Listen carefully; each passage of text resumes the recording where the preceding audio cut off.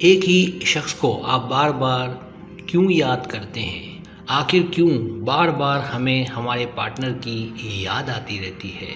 ख़ासकर बहुत सी लड़कियों का कहना है कि हमारी बात बंद हो चुकी है। बहुत दिनों, महीनों या सालों से हमने बात तक नहीं की है।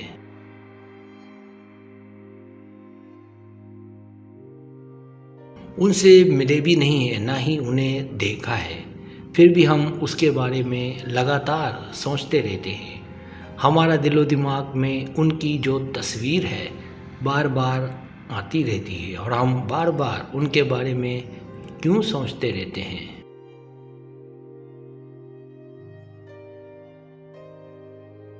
हमको क्यों बार बार उनकी याद आती रहती है? ऐसा मेरे साथ क्यों होता है? इसके पीछे क्या वजह है? क्या ये कोई परेशानी की बात है?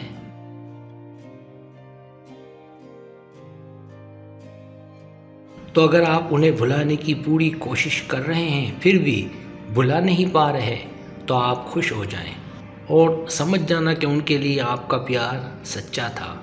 इसलिए कहीं ना कहीं उनको भी आपकी याद आ रही है, वो भी आपको याद कर रहे हैं।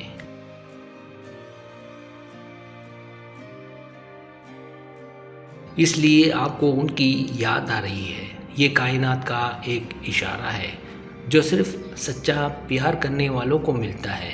अगर आपके साथ भी ऐसा होता है तो